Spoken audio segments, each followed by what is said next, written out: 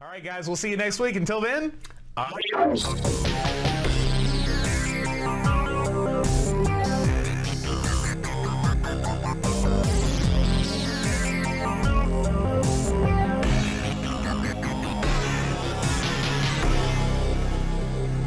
Conversations from the Dark Side.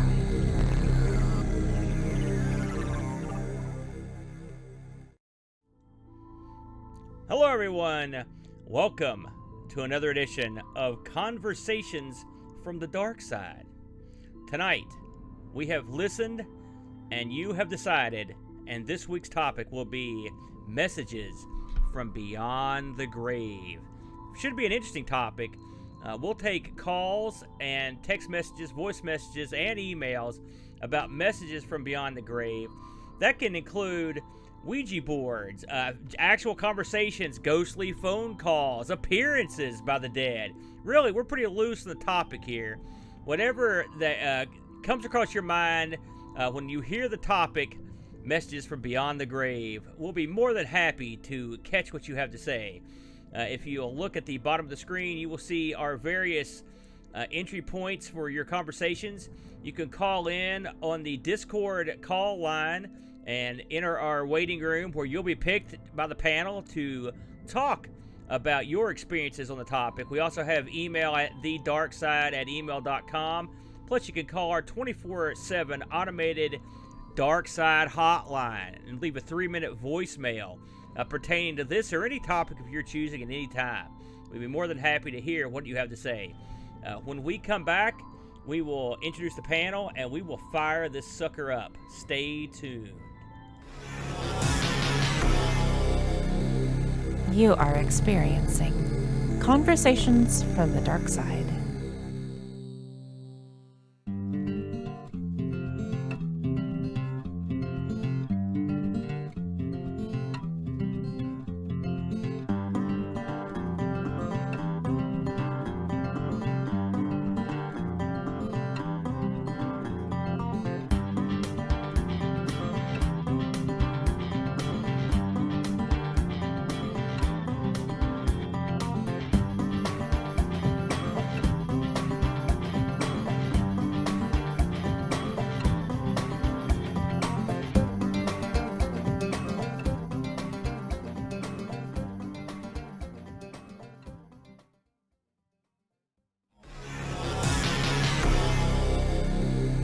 You are experiencing Conversations from the Dark Side.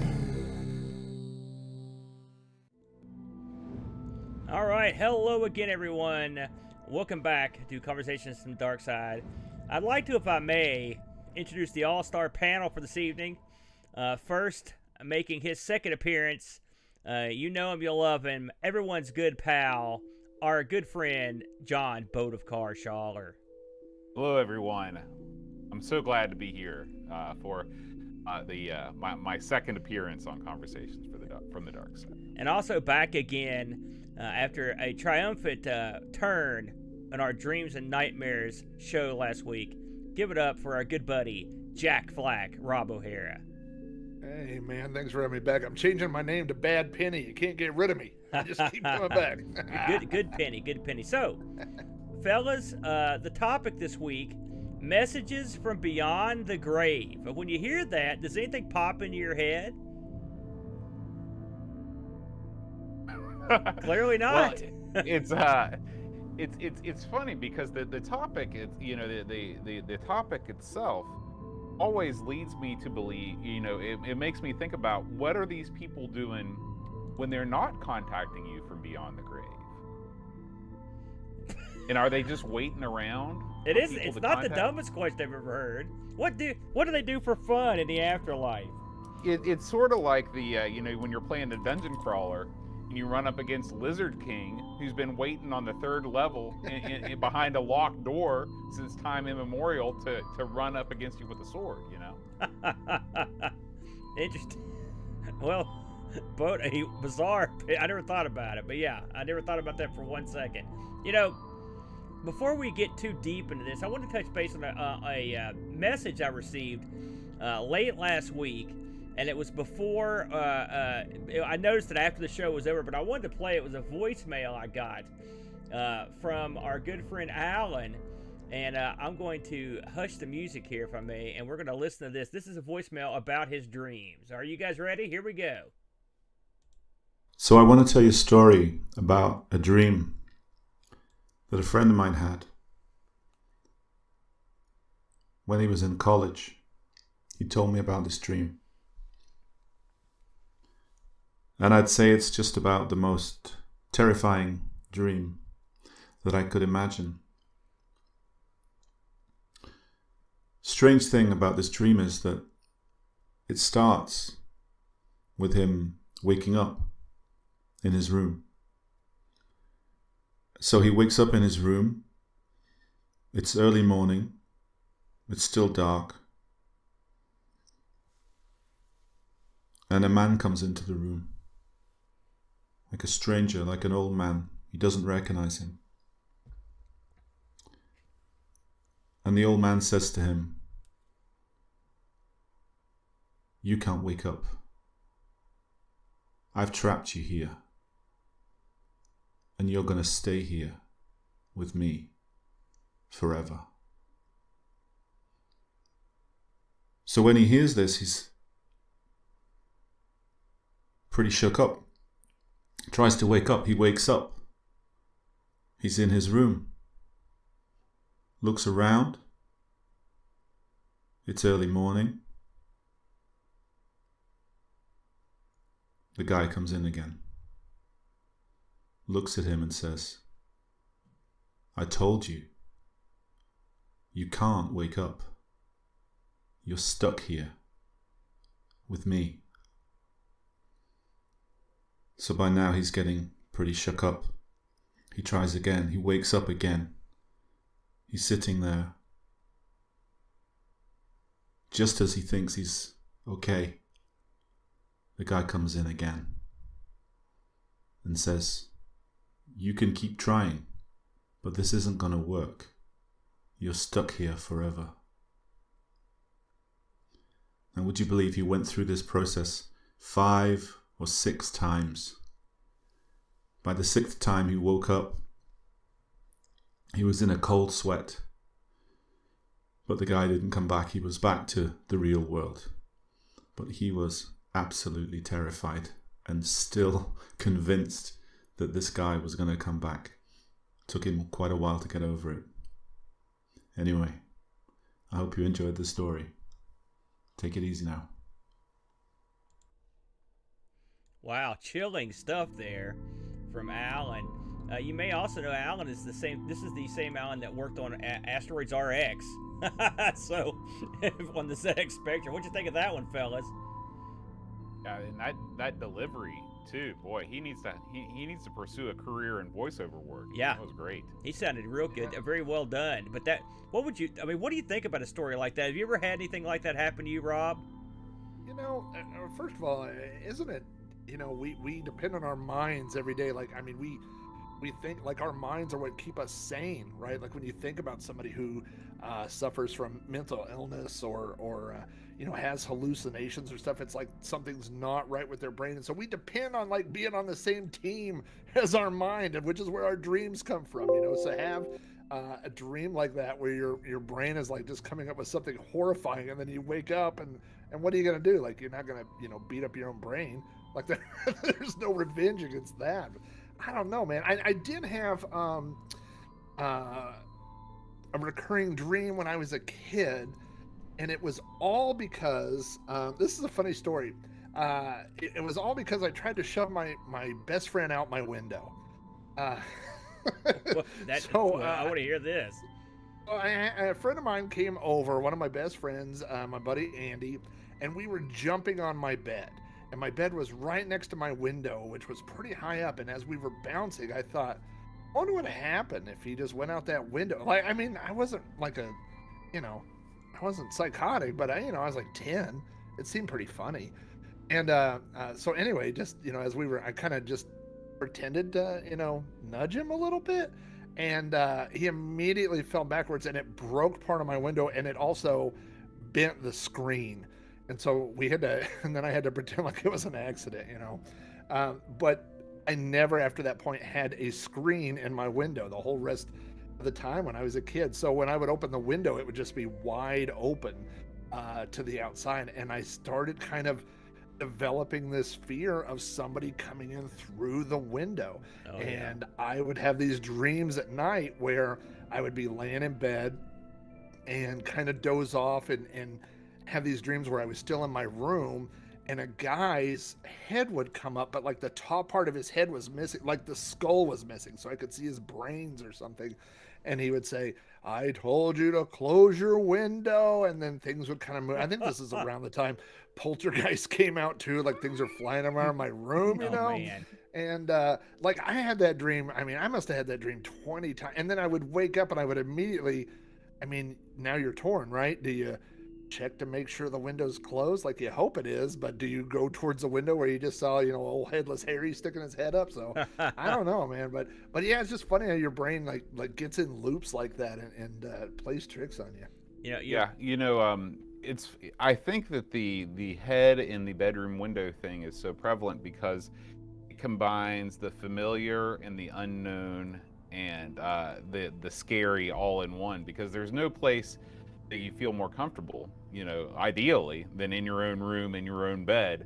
But then when you suddenly introduce the unknown through, you know, a window or a closet or whatever, I think that that's why that sort of thing is so prevalent with people, because all of a sudden you're taking something that's very familiar and you're introducing something, you know, totally unfamiliar. Right. You know, I mean, that's the scariest for me, like watching horror movies. I'm not scared about, you know, an alien guy coming, because I'm pretty sure that's not going to happen to me. But you know, then when you watch these things where it's just a normal family that all of a sudden gets terrorized, those things are horrifying, because it does play on that, you know, you're in reality, you're in your safe, you're in your home. Those home invasion things are terrifying to me. You know, I think, Bo, you really nailed it there. I never thought about it that way, about the familiar and the unknown. My number one fear when I was a kid, I saw that Stephen King movie where the vampire boy flies up at the kid's window. What was that called? Cemetery Plot? No, Salem's Lot. That's what it was called. And man, I was scared the crap out of me. I was at my granny. She had HBO. You know, we didn't get that crap at my house. And so forever, even up to this point, that's something that's still like in the back of my head, being scared that someone's going to tap on my window, you know, and one in. Creepy stuff. With that said, we will focus our attention to the topic at hand this week: messages from beyond the grave. Now, to start us off here, I have received an email from our good pal Barkbit. I'm going to read this real quick, and so you guys can tell me what you think here. I haven't got to read this yet, so it's the first time I went through it. Barkbit writes, "About 15 years ago, me and my to-be wife lost a close friend of ours. This was a sudden and sad affair that shook us both, so we had some relatives and friends over the following days that we vented and shared stories with. At the time, we were both quite upset and didn't reflect on what happened during these talks, but a few weeks later, when we were alone one night, we both mentioned the same thing. The lights over our kitchen table had started to flicker whenever the demise of our friend was mentioned. While we found this weird and a bit disturbing, we kind of disregarded it with a smile and jokingly said our friend was there, or sending a message of some sort. As we were having this discussion, we were on the couch in front of our brand new 32-inch widescreen CRT TV. This was a big beast of a thing, which frame was probably about 5 inches deep, and on top, we still had a few lit candles. We sat quietly for a while, looking at the dark screen, when suddenly we heard a screech. Clear as day, we both, in disbelief, saw one of the heavy glass candle holders slowly sliding across the TV's frame, only to fall down and shatter on the floor. We looked at each other and just nodded. This was no coincidence. Our friend was saying, "Yep, I'm still with you." That was from Barkbit. I would not be as calm if I saw that, I don't think, fellas. What about you? Whenever things start moving around the room, unexpectedly, I think that's cause for alarm. I would probably vacate the premises and not come back until morning. That's freaky stuff. Did you? Well, that's when you start to question how good of friends were you. You know? Right. Right. Have either one of you had an experience where you were, you think you may have been contacted by the dead in some way like that, with, or it's shortly after a deceased person passed on? Anything like that ever happened? I haven't, but when I was 18, one of my best friends died in a car wreck. He was 18 too.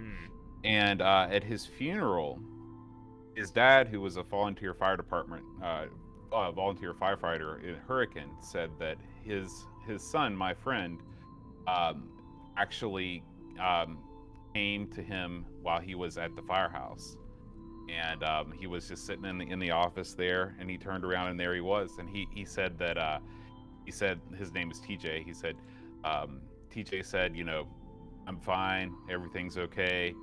And then he just left, and he said that was the only sort of contact that he had. But that's always stuck with me, because that's the only time somebody I've actually known has appeared from beyond the grave. Luckily, I don't have too many friends that have passed on. So very creepy stuff.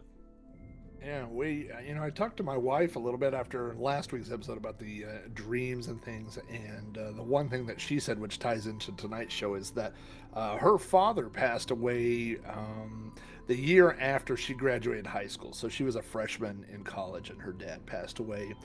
And she told me, and she has told me this before, that she sometimes has dreams about her dad, but not dreams about her dad, dreams where her dad visits her.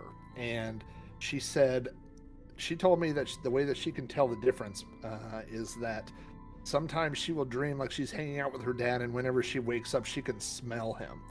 And she said it's just a thing that she doesn't question. She just thinks, that she's had that experience, that he shows up every now and then. And in those dreams, it's never about them going somewhere. It's just about them sitting somewhere and talking and catching up, And so I haven't had anything like that with dreams, but I do come to you tonight with a story that I want to tell you. I want to preface this by saying this is 100% true. I'm not pulling your leg. I'm not, stretching the truth. This is a 100% true story, which happened 7 years ago now.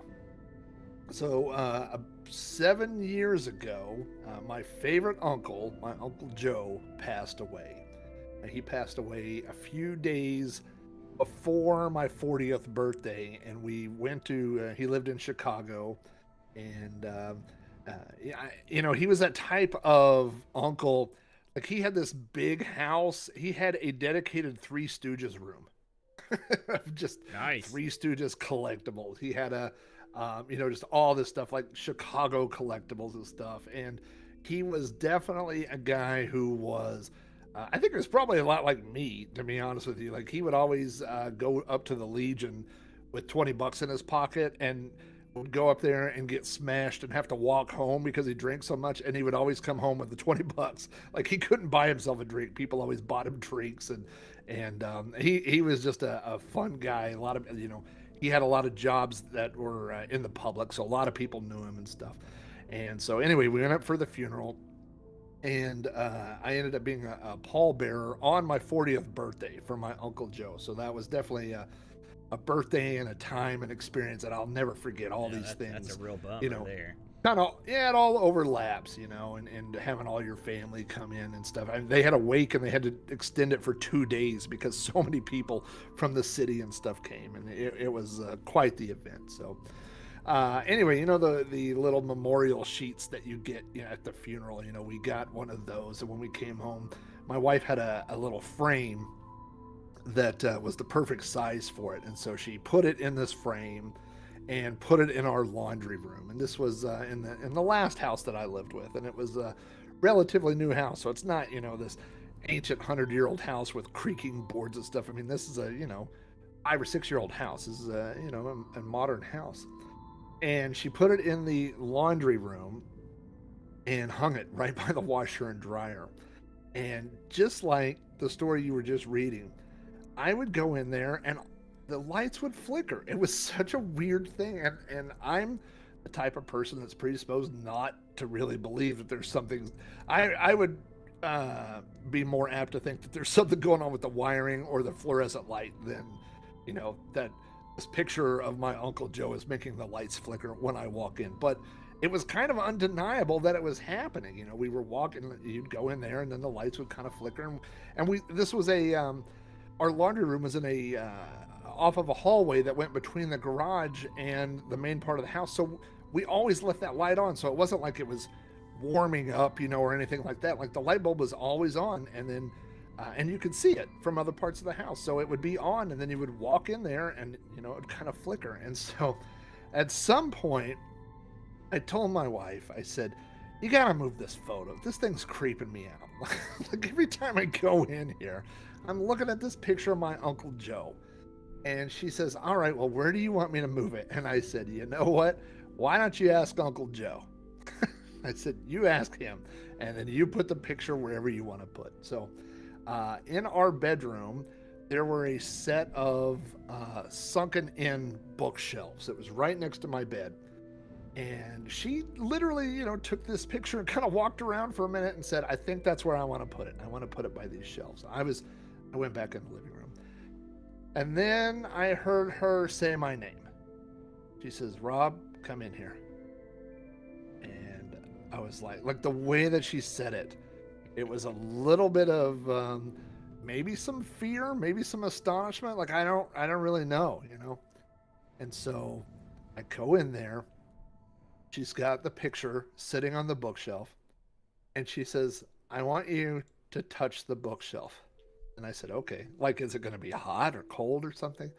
And so I kind of touched it, and she said, no, give it a push. And as I pushed the bookshelf was on hinges and opened up into a hidden area in my house. I swear to you on all that holy, this is a true story. The upstairs part of my house, there was a big area underneath the stairs. It was a staircase that, went halfway up and then turned 180 degrees and went the other halfway.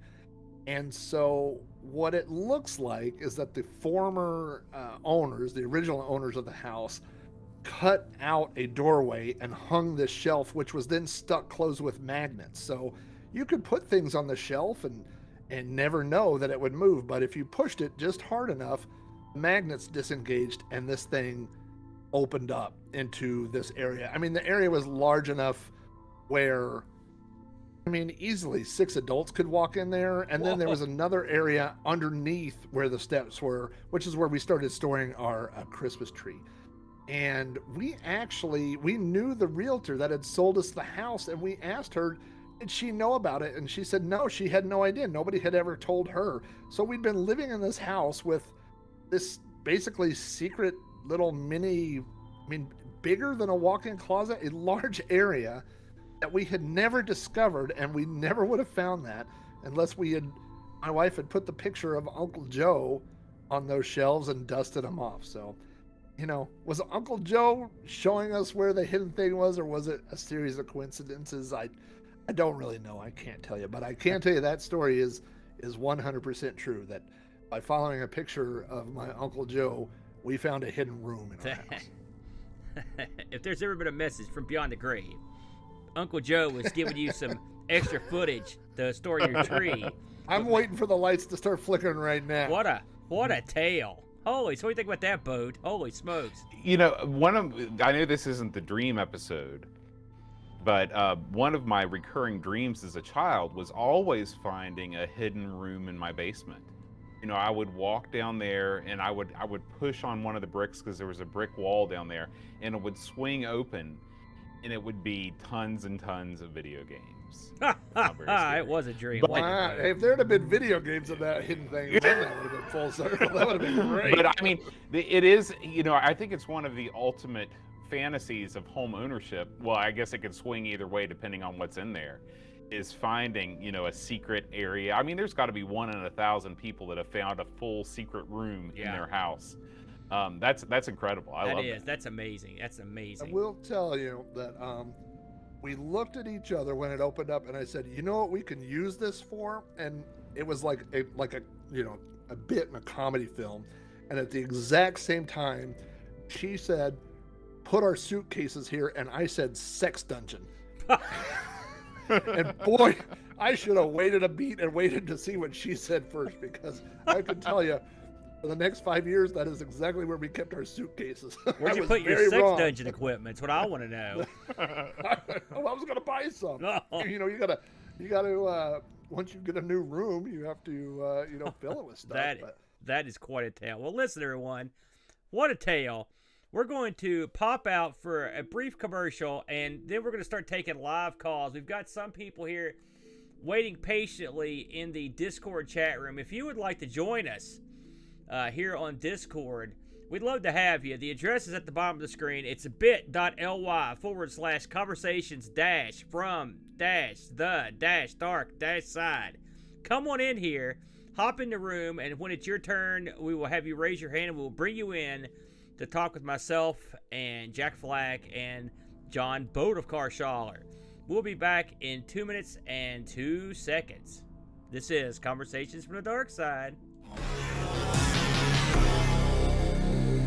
You are experiencing Conversations from the Dark Side. Here in West Virginia, we've tested all of our activities for maximum family fun.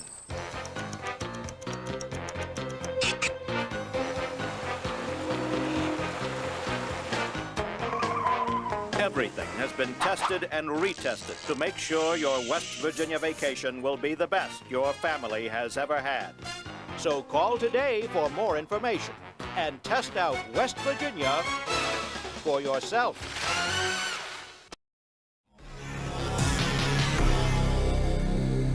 You are experiencing Conversations from the Dark Side. All right, we are back. And again, the topic this week, messages from beyond the grave. Again, we'd love you to join us. You have multiple avenues to come speak with us. You can call us even during the show on the automated voicemail line. Leave a voicemail. We'll play it on the air if you're the shy type. You can also hop in our Discord chat and talk to us just like our next caller did. Who are you and where are you from, sir? I am one of the TeamSpeak regulars, Patrick. Oh, yes, Pat. How are you tonight? Doing well, sir. Doing well. I'm from the mountains of West Virginia. It's all the mountains, isn't it? Well, it's about 10 degrees colder up here than it is where you are, so I'm more mountain. What's the temperature out there, Pat? I think it's supposed to be 38 tonight. Very good, very good. So, what did you think of Flack's tale of his secret sex dungeon? I want to hear the next part of the story of what his wife thought after both of those things were said simultaneously. So she's probably used to that from Flack. Probably so. I told her one time, I teased her for a while, I wanted to buy a school bus to convert it, and that was a long-running thing. And I finally mentioned it to her. I said, I'm going to buy a school bus. And she said, you better hope it's comfortable to sleep in. And so it took me a minute for that to sink in, but I got a feeling that, yeah, if I had built a dungeon in this secret room, I would also be living in it. Yeah, make sure it had a comfortable bed. So no, as somebody that's used to, refinish and restore old houses, I've found tons of strange little rooms and stuff in places. I'm sure they served a purpose at one point in time, but they just got walled up or covered up or whatever the case is, mostly like root cellars and stuff, so they just weren't used anymore. Did you ever find anything cool or freaky in there? A pocket watch once, old newspapers from like right around the turn of the century, to old deck of cards, just tons of strange little things. You just give them to the owners of the house, and it is what it is. Now, Pat, I've known you for quite a while, my friend. Yes. And I know that you have dabbled in all sorts of nefarium, including Ouija boards and milling around in graveyards. What do you know, or what can you tell us about your experiences with messages from beyond the grave? Well, the story I have for you this evening is one that happened in my old house, the house I grew up in. From the time we moved there when I was probably less than 1, and I moved out when I was 18, 19, something like that. And it was a doctor's office in the back and a funeral home in the front. And so that's where I grew up. And in fact, someone who actually remembered it when it was a funeral home came over, and when I sat on the couch, where our TV was setting was exactly where they would set the caskets for the viewings. So it's kind of like we had our TV room set up just like they did. So instead of viewing the TV, they were viewing bodies. That is no good. So the place you just stared, did you ever notice any oddness when you were watching TV? I think that's what my wife got on me for earlier this evening. I was talking about the show. I was like, hey, tonight's the show. You know, it's Friday night show. We gotta tune in and listen. It's gonna be cool. And I said, but I really don't know that I have anything for tonight. And she just like gave me that look like, you're an idiot, which I mean, I just know the look by now. You know, I get it so frequently. And I'm like, what do you mean? And she's just like, you're desensitized because you saw so much crap in that house that you don't think of it as being weird. And I was kind of like, oh yeah, I guess you're right. Because the story I have tonight is the first time she heard something in the house from beyond the grave. Okay. And it freaked her out completely. And I was like, meh, okay, next, you know. And she was not as happy about it as, you know. She took it a little more seriously. We were sitting on the couch. We were the only two in the house. My parents were out of town. And we were watching television. I think we were probably making out, honestly, is what I think we were doing. But she swears watching television. Because you would do that when you're the only two people in the house. But anyway, we're expecting my sister to come by and drop some food off. Because she was going to be coming down, and I think we were going to have a party that weekend, and she was going to be bringing some stuff down. So she was going to come down with some food. So I was listening for her. And we're sitting on the couch, and I hear my sister yell my name. And I'm like, oh, crap, I forgot to unlock the door. So I got up, ran out of the living room, ran down the hallway, through a couple other rooms, into the kitchen, ran to the back door to unlock it so she could bring the food in. Man, there was nobody there. And I'm like, okay, well, obviously, she knew we were in the front of the house. So she just walked around to the front porch. So I'll look around, turn around, run back through the kitchen, and I meet my now wife, then girlfriend, in the hallway. And she's got this real disturbed look on her face.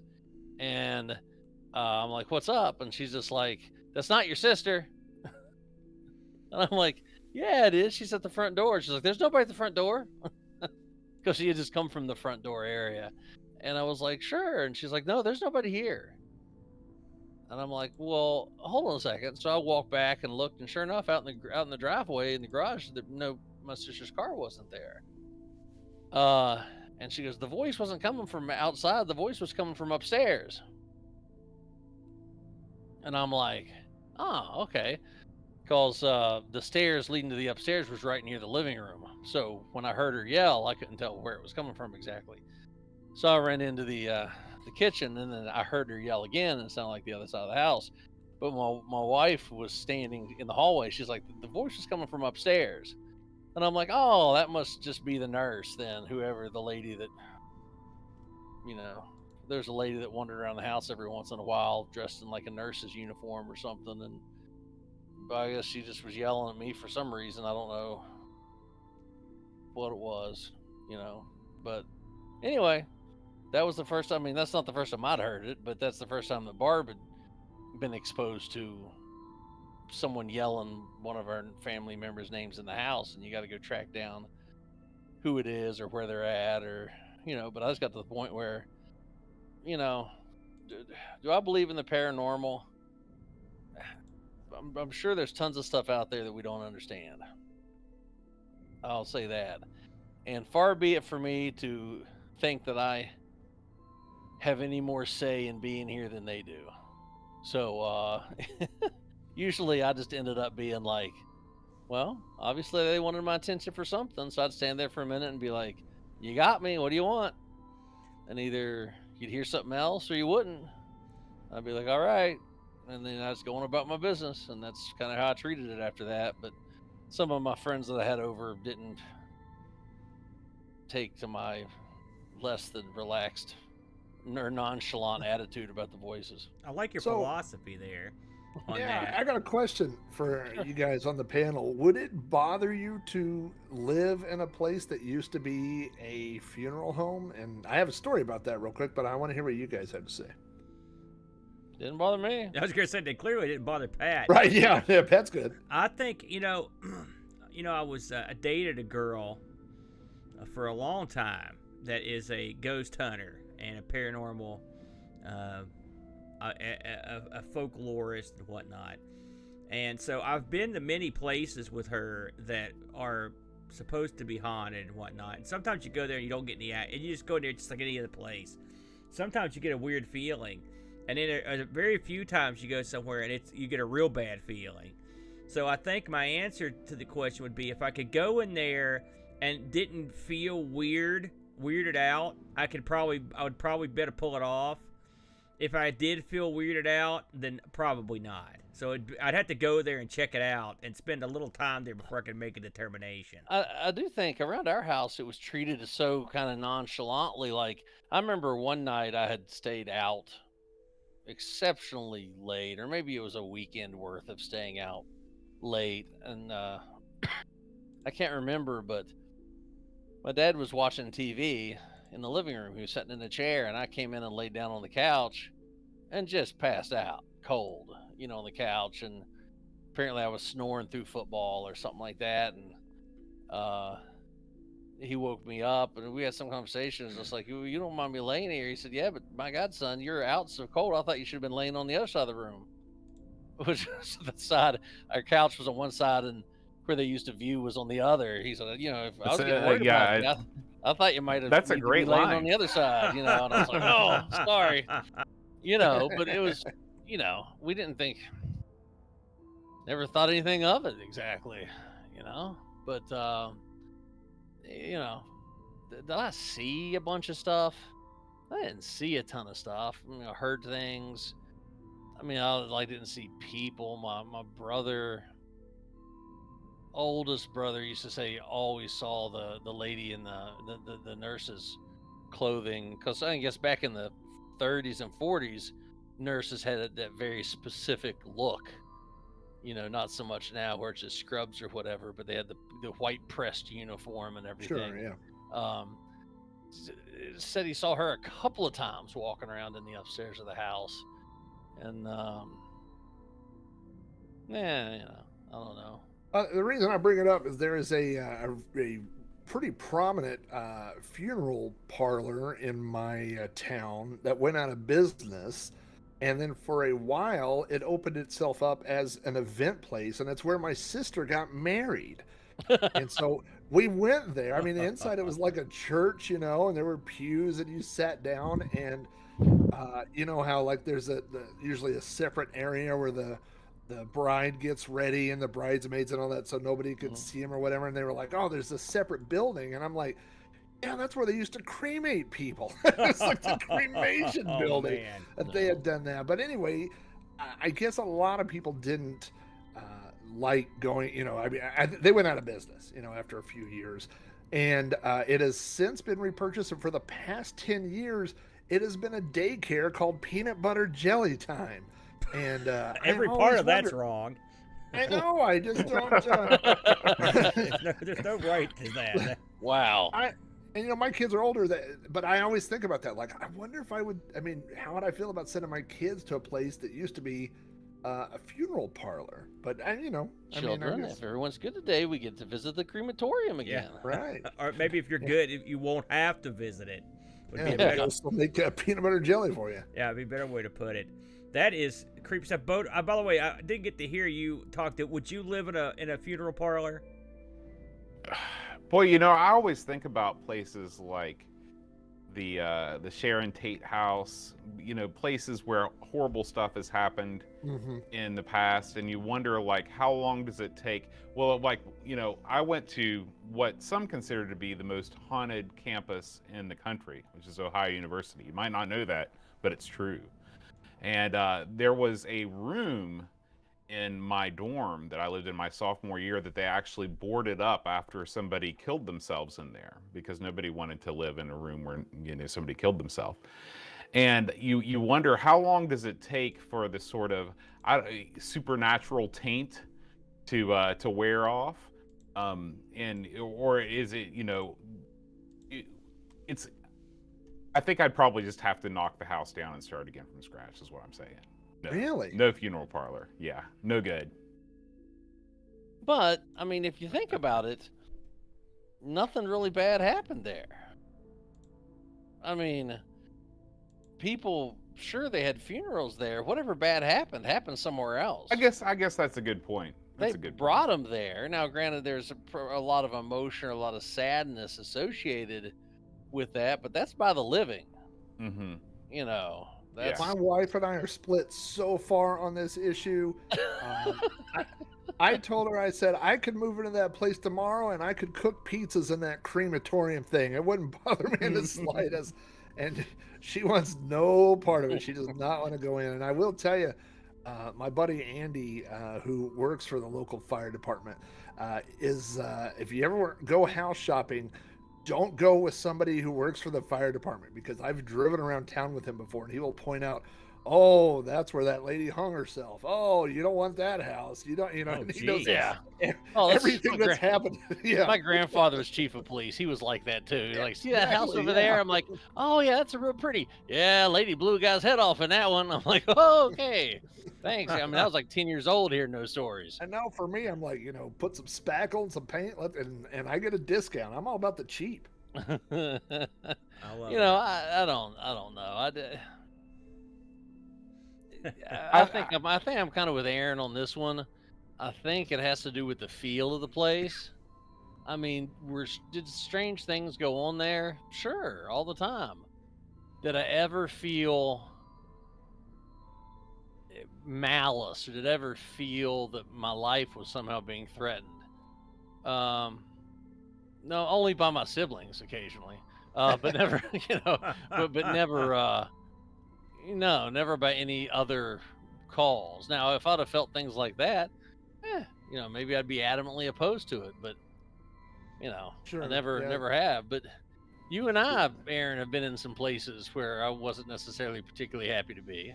Yeah, I've been in more than a few places like that. It's a funny thing about, you know, the topic Messages from Beyond the Grave. It goes into a lot of different areas, and if one of the messages they send out is to make you feel creeped out whenever you're walking around, or make you feel like you don't want to be there, then absolutely they are getting through on some of these. Let's Pat, why don't you hang around to the next break here? We're going to take a quick time out, and then we'll come back. And another thing I want to broach with you fellas, since I've got you here, I want to talk a little bit about messing around with the old Ouija board when we get back. So hang out, everybody. We'll be back in 2 shakes of a lamb's tail. This is Conversations from the Darkside. You are experiencing Conversations from the Darkside.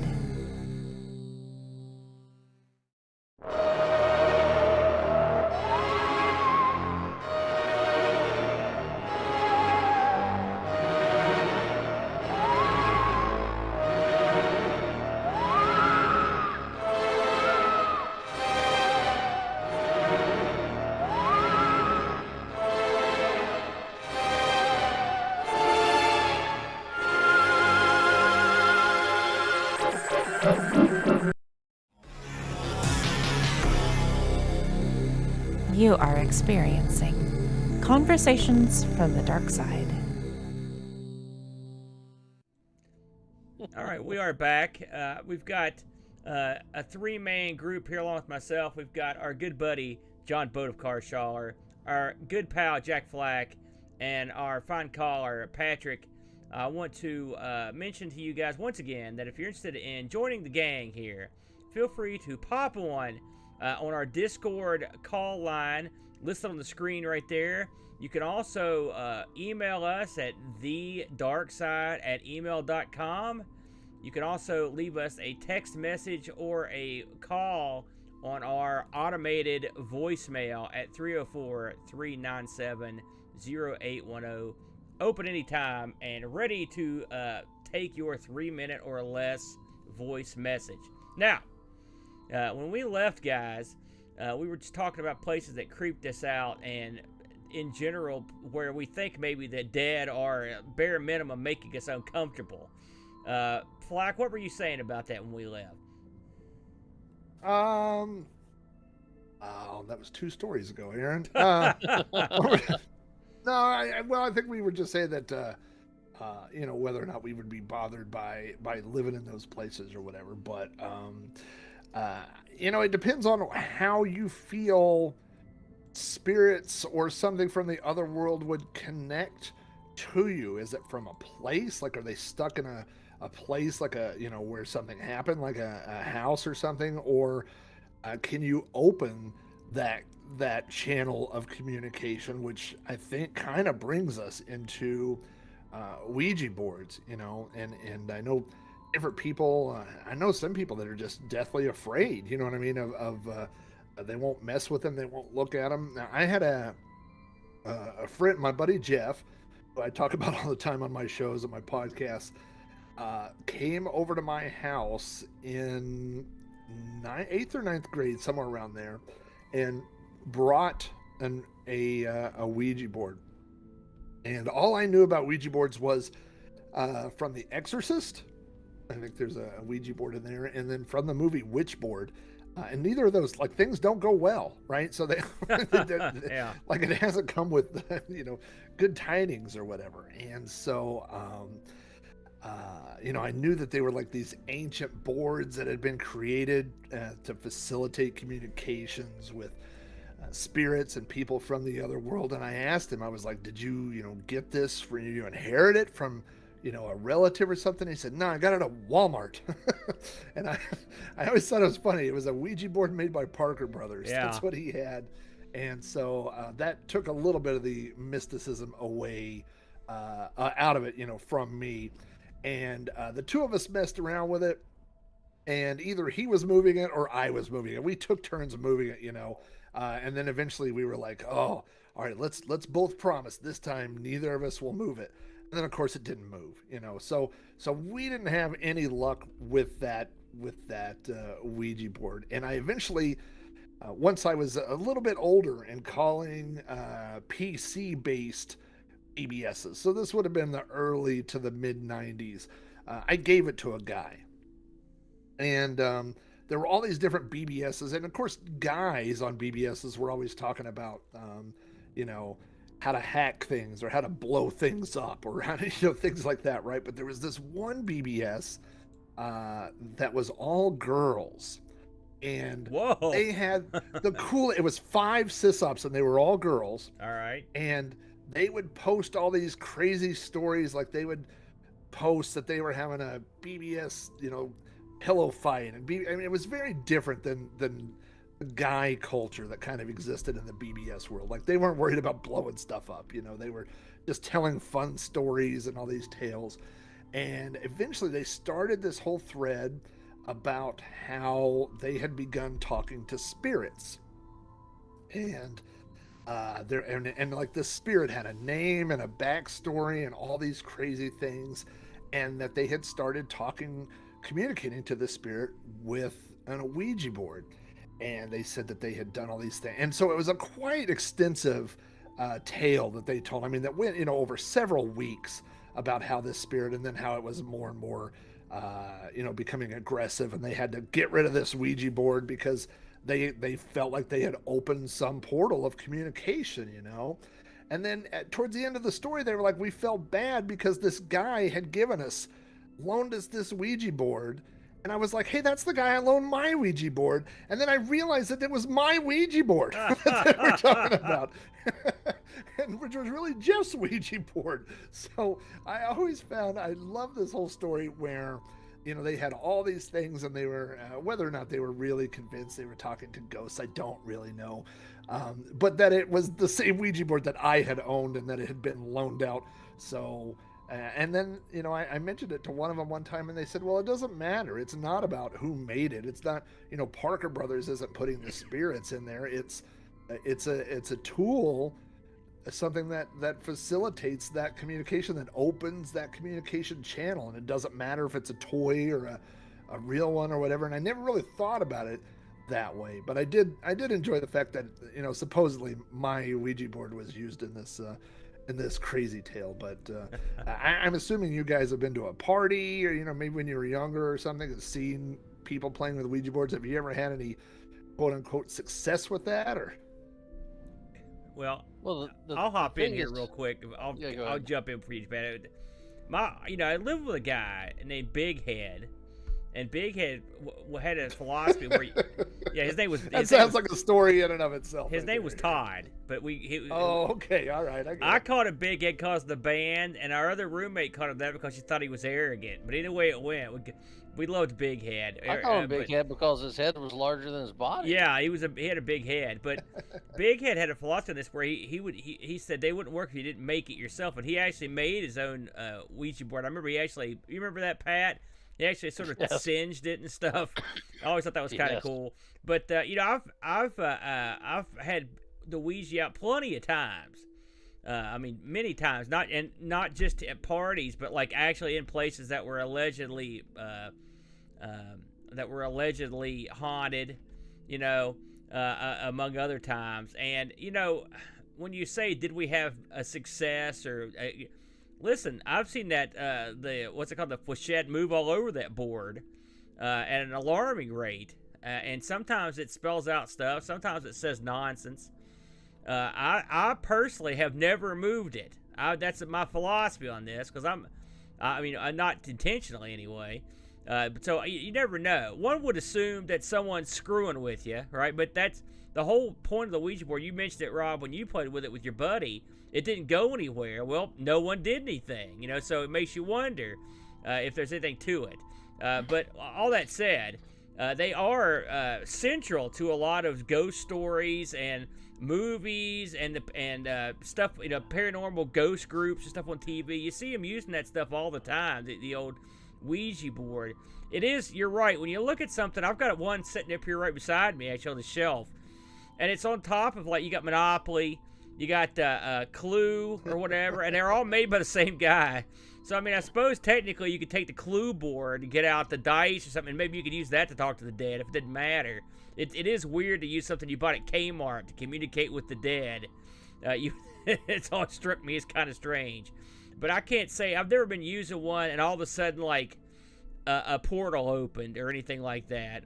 Pat, I know you've used them plenty. In fact, me and Pat's wife have used the Ouija at a party one time, and we had some success. Pat, you've used it a few times over the years. But it always kind of goes back to me is, can you prove it? You know, can you really guarantee that somebody's not moving it? Is there some sort of, you know, and to me, I kind of go down the same road. You know, if a gypsy cut down a certain tree in the middle of the night on a full moon and, you know, burned these words into it, and you had a special crystal that was a center, I mean, yeah, and it was made by a family of people who made them, yeah, maybe it has power, but, you know, when it's made by Walmart, you know, I don't know. I just have an issue with the mass production, you know, of that kind of stuff. But you know, it's far for me to say. I mean, I've seen some strange things happen. You always hear one of the biggest explanations about feeling creepy when you're doing any sort of paranormal investigation is, well, you have an electric current nearby. You have an ungrounded electric current, and that tends to mess with you know, the human magnetic field that can cause make you feel like you're being watched. Make you In feel this like state, there's something everyone's there. got that. Everyone in the whole state has an ungrounded electrical current in their house because Well, most of the wiring was done before they invented the ground. They just put them in there. Yeah. So, but one of the most intense feelings I ever got of being watched, or that there was somebody there that didn't want me there, was out in the middle of a field one night, and there was not an electric line or pole within eyesight of me, and it could have been buried. Not in this state. They don't. No. Sorry, we haven't got that technology yet. No. So, and certainly not way back then. But you were with me, and it was that night that we made that list of all those strange places my grandfather told me to go. Oh, And yeah. we ended up being at there was that cemetery right across the street from the church out near the lake. That narrows it down, but I know exactly what you're talking about. Yeah, that well, I don't want to be too uber specific, but you know where we're at. Yeah. And we were looking around at different places, and we just got into this one little area, and it was almost nauseating. It was just the oppressive urge to just get out of there was ridiculous. And it was all centered around one specific little area. And come to find out, when you do enough research on who all's in that area, it was an unsavory individual there. And but anywhere else we walked that night, we didn't have any problem in the world, and there was no electric lines there. There was no anything there. So, I'd like for somebody to explain that one to me. And we didn't even know of the unsavory individual until after I did my research. So I definitely remember that experience. That was a weird night. Because you were like, "Let me get one more picture." I'm like, "Would you please take the picture?" Yeah. Because I want to be as far away from here as I can. But yeah. You mentioned an interesting thing, and I did want to comment on that when you were saying you did your research, and that's what I would want from an Ouija board now. Like, if I was sitting down with people and you would be like, "What is your name?" And then it says Jill, and I'd be like, "No, I want first, middle, last, and you tell me when you were born and died, and I'm gonna look it up on Google right now." And if that's not accurate, then somebody's moving this thing. Or my favorite one is, I would like to speak to somebody, because if you can talk to anybody, you talk to anybody. I want to talk to somebody from Finland. Right. I just imagine, because 100 billion people in line at a payphone in heaven or something, like, hold on, it's for you. Get Abraham Lincoln up here. but I'm just saying, though, if the Ouija board is speaking or spelling out a language that none of the people at the table know, it wins. Well, how would you know if it just started spelling? You'd have to stuff write out? the letters down and see if it spelled something. If it's me and I'm using the Ouija and I want to make sure I've got something cooking, what you do is, once you establish contact, you go, "Let me speak to your manager," and then that way you're sure to get a big man, the big man there in charge. Before we go to break here, I want to ask Boat real quick. Boat, I've got to ask you this: have you, John Boatofcar Shawler, have you ever tangled with the Ouija? Yeah, when I was younger, I tangled with the Ouija. But these days, this is one of these things that I just don't want to do. Not because I think that it's fake; it's because I think it's real. I think that there are ways to channel spirits and things like that, and you're sometimes there's the possibility of opening doors that you might not want to open. I believe in stuff like demonic possession and stuff like that. I believe in the forces of evil that are that are beyond what we can see and experience in normal life, and I don't want to give those things any opportunity to get a hold of me. So I stay away from that stuff. Hey, that's not the worst philosophy, Boatster, I gotta say. Listen, we're gonna take our last break. And so if you are interested in popping on, leaving a message, or getting involved, this is the last break. We will be back after these short messages. You are experiencing Conversations from the Dark Side.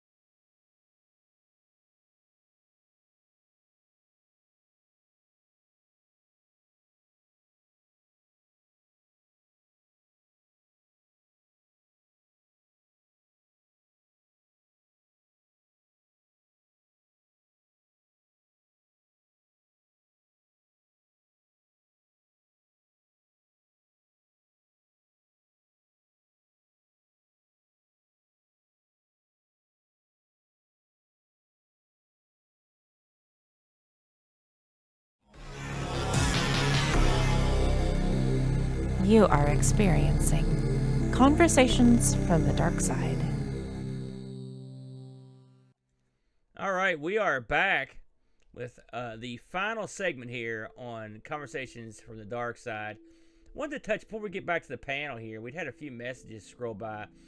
My buddy Leroy's in the house tonight. He's mentioned several things on here that I thought were particularly creepy because he jarred my memory on some of this stuff.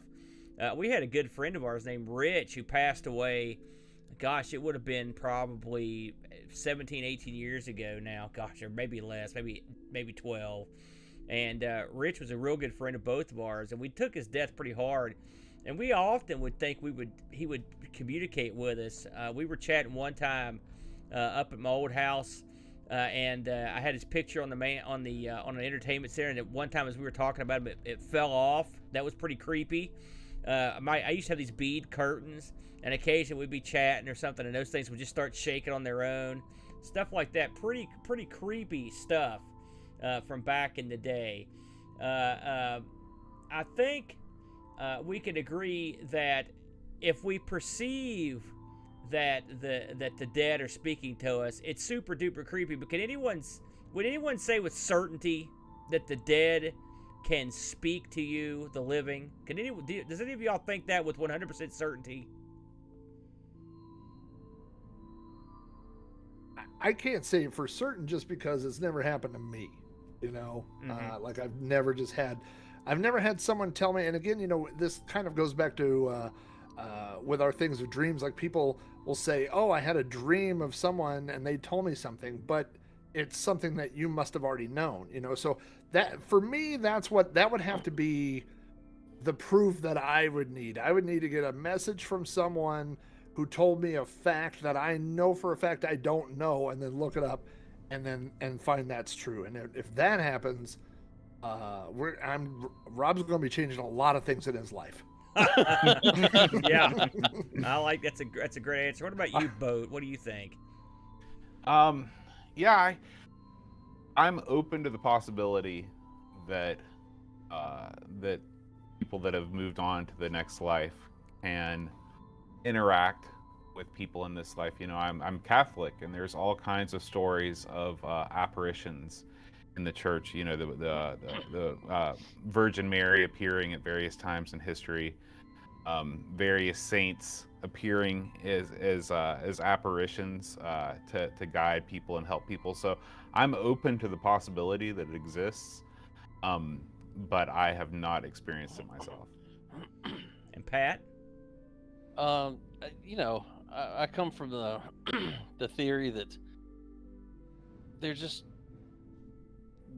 I don't know. I personally don't know enough, and I don't think enough has been done.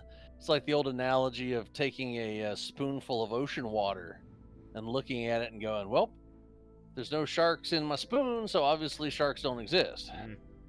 You know, Yes. I think, you know, we haven't done, we just don't know enough about any of it, you know, about energy and where it goes and how it works and effects. I mean, you know, I think that, like I said, I've always been, when I heard strange noises or voices in the house, I was always polite because I figured they had every right to, they were there before I was. So don't be rude. No sense in picking a fight with a ghost. That's what I say. And I've always just been that way. People are like, well, you believe in that? Not saying I do, not saying I don't, but you know, I don't want to be on the losing side. So you know, we'll just kind of be polite and go along with everything, and then we'll see from there. Yeah. So Why take a chance, right? Yeah. I'm not convinced yet. I mean, like I said, I've been to, you know, some of the creepier places around. I mean, because of Teresa and her investigations. I mean, I've always sort of been down the middle on that sort of thing. Have I had feelings that were creepy? Yes. Have I seen things that I thought were pretty darn creepy? Yes. And would I like to believe they could do it? Yes. I think a lot of people would like to think that, because that gives you that certainly gives you hope for what, you know, beyond the veil, as it were. But I'm not 100% convinced on it. Now, you know, we touched on Ouija board, some other stuff. Has anyone had any experience or heard anything about stuff like ghost writing? And I don't mean like having an author write another guy's book. I mean like, you know, print on the written page or on a wall or something like that. That was a thing. I remember seeing a lot of stuff back in the day on like That's Incredible and stuff. They'd always cover these ghosts that were supposedly had written poetry or written books or written through someone. What's your opinion on that sort of thing? And for that matter, what do you think about a ghost communicating through a medium or a someone they use as a mouthpiece? Have you given any credence to that sort of thing? Start with you, Flack. Well, you know, we were just talking in the chat about Harry Houdini, who was one of those people that I think is like me, that wasn't a necessary. Well, I don't know that he was a non-believer, but he was trying to find someone who wasn't a charlatan. You know, someone who wasn't, because during that time it was very popular to do these seances and that, you know, and he would expose them. He would show their tricks, and he would show how they did these different things. You know, one of the things I find really distasteful are these people that, you know, some of them are on reality TV, some of them are associated with different things, where they will say, well, I will talk to your dead ones for you, or I will, you know, you have a missing person case, and I will try to tell you what happened. And of course, when it's not on the air, all that stuff is for money. You know, they charge for that. And so that, like, if I could talk to ghosts, I wouldn't have a 1-900 number. Like, you know what I mean? Like, I mean, I think that's a service you should probably provide to people. So call me now. You could be like that. Right. You know, Right, $3 a minute, you know, call me and I'll talk to whoever you want. So it's definitely like a lot of the topics that we've covered on other episodes of the show, which is the things that I wish they were. I will tell you one time, this is not quite a medium, but when I was in high school, my senior year, I went to a haunted house. So this was like a local thing for Halloween. I went to a haunted house, and it was one of those big, you know, big to-dos, and they had all different kinds of things. And one of the things they had was a fortune teller, and someone who could, you know, read my palm and stare into this crystal ball, which I'm pretty sure had a light bulb in it, you know. And she looked at, I was there with 3 friends, and she one by one went all of us, and then she looked at my hand and said, you have a very short lifeline, and it looks like you're not going to live very long, or that you should have died already. Oh, geez. And I thought, who the hell would say that to a 17-year-old kid? What is that? Like, I just paid $5 for this. You know? Wow. Like, can't you come up with something better? But maybe I'd been being a brat that night or something. I don't remember. But I always do remember that. I can remember her telling me that. So, yeah, I think if you can talk to ghosts and they tell you bad news, maybe you shouldn't pass it on. That's good stuff. Hey, listen, we just got an email in. If you'll indulge, I'm going to read this. In fact, our friend Benz666 sent this over. Hey, with a name like that, you never know. He writes, "Hey guys, I'm not sure if this counts, but it's something that I was told this very week, so I thought I'd share it. On Tuesday, I met my cousin Allison for the first time in 25 years. In the intervening years, her father, my uncle, had passed away. This is the story that she told me, which happened about 18 years ago. My Uncle John had cancer and was in a hospice for the last few months of his life. In his heyday, he had run a removal company and a petrol station, that's a gas station. One of his regular customers was Mr. Wiley, who became a well-known friend to the family. When John was in hospice, it turned out that Mr. Wiley was also a resident, having become ill while suffering from dementia. At least once a day, Mr. Wiley would walk into John's room and ask, 'Is that Big John Young?' To which my cousin would always answer, 'Yes, Mr. Wiley, he's not very well.' Towards the end, my cousin got into the habit of staying overnight with him. On this occasion, she had spent the night talking to him and singing songs. Around 6 a.m., a nurse came in and said that she should get some sleep. As Allison went to leave the room, the nurse called her back and said her uncle's breathing had changed and maybe she should stay. So she did. A few minutes later, there was a commotion as the nurses rushed to another bed to care for a patient who was clearly in distress. At that time, my uncle passed. Allison knew that he had died, but could also see that the nurses were busy trying to save another patient, so she sat quietly with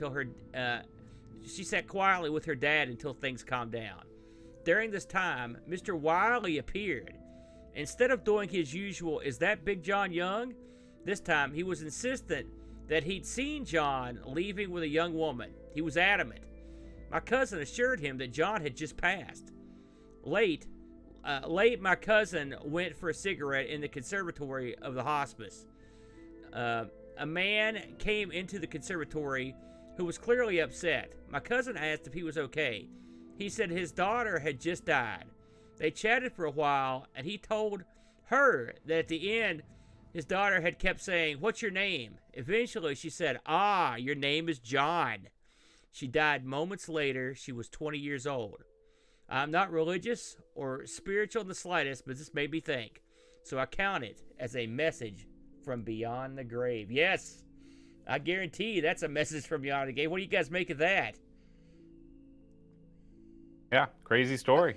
Yeah. Yeah, I will tell you that the biggest believer of anybody I know in the afterlife and has hundreds of stories, is my sister-in-law, who is a hospice nurse and has seen and heard people say all sorts of things when they're about to pass away. So, and somebody who is with so many people at that exact moment when they pass from the living to the dead. So, Yeah, it's there's a lot of people see a lot of strange things right at that moment. Hey, listen, thank you for sharing your story with us, Ben. A very intriguing and thought-provoking tale, but it does leave you with a bit of comfort to think that perhaps Big John and this young girl had walked arm in arm into oblivion, into eternity, to receive their reward and whatnot. Very nice, very lovely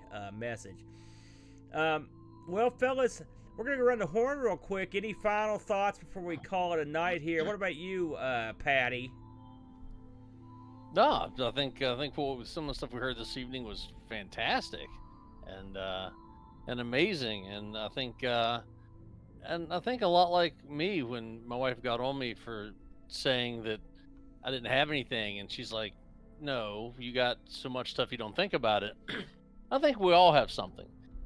Everyone that didn't chime in tonight, thinking they didn't have anything, I bet you do. Yeah. It all shows up in different ways or different times or different things. But if you go back and then look back, you'll go like that. Huh? Yeah, that was. I did have an uncle that said this, or I had an aunt that, or a grandfather that. You're always gonna have something like that. So, no, I think it's all affected each of us more than we think about sometimes. But no, this has been a great episode. I really enjoyed this. Thank you for Very good. having Hey, me thanks on. for hanging out with us, Patty. Boat, any final thoughts on this topic? Yeah, I just think that whenever we talk about messages from beyond the grave or unexplained occurrences that involve us seeing people that aren't with us anymore, it does sort of make you think about all the things that we don't know and we don't understand, and what out there exists beyond our sixth senses. And even if you're skeptical about the whole thing, it still sort of opens up avenues in your own thinking that can profoundly affect the way you live your life. Very good. Very well said, Boat. Flack, any final thoughts on this topic? As we've been talking tonight, I was just thinking about some of the other topics that we've proposed and we've talked about, and like we said, we might do a show like on Bigfoot. And I think Bigfoot's interesting, but if I go in the backyard, I'm not really afraid that Bigfoot's going to get me. You know what I mean? And it's the alien abductions. I think I could talk and listen to stories about aliens and alien abductions, just all night long. But at the end of the day, when I go out at night, at midnight in my backyard, I'm just not really afraid of, being abducted by aliens. And so I almost wanted to end by saying, I hope that I do get contacted by a spirit tonight. I hope, but I don't really want to say that because there's just that little thing where it feels a little more real. It feels a little more like it's possible. Most people don't have a story where they've actually seen something that they thought was Bigfoot or something, but lots of people have stories where they feel like they have been contacted from somebody who has passed away or been told or warned or something like that. And there's just so many of those that it just feels like there might be something there. So that's just one of those things I don't really feel like I want to tempt. Yeah. The way I think of it when it comes from a message from beyond the grave, well, it's a sinister title, cool guy title. But what are we talking about? We're talking about contact with the dead and all that entails. And it could be spooky and creepy, or it could be sort of gentle, like Ben's story with Big John. I would like to think it's more the latter. I've got really good dear friends that have passed on way too early, and it is a comforting thought to think that they're around, and kind of occasionally checking on me. I told the story on Amigos once of how we went and put my buddy's headstone over his unmarked grave because he, at the time of his passing, they couldn't afford a headstone, and ultimately that headstone was pulled and a nicer one was put in, and I've got the headstone in my laundry room right now.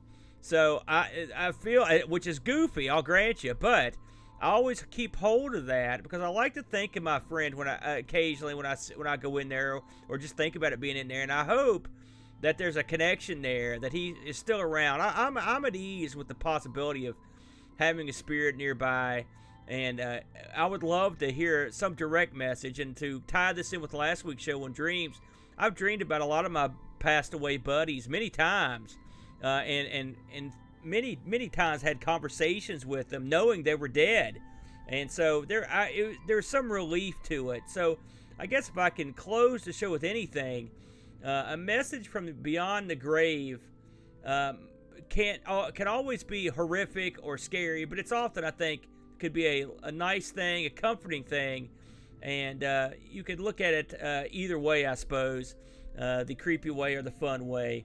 With all that said, we're going to close the door on this edition of Conversations from the Dark Side.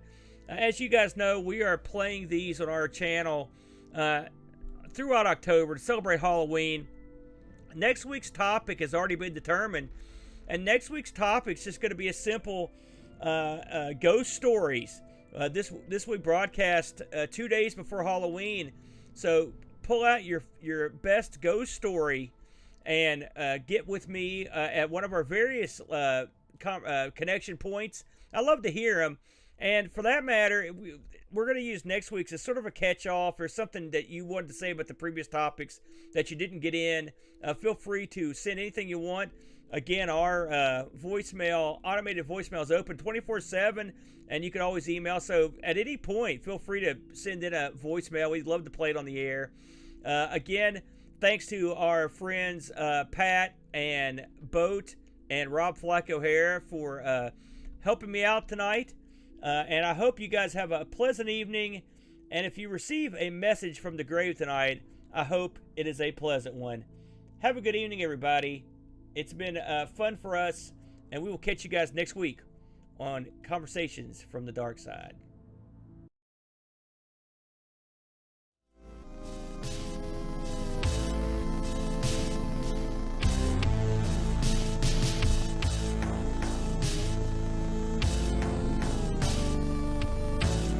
You have just experienced Conversations from the Dark Side. Until next week, try to enjoy the daylight.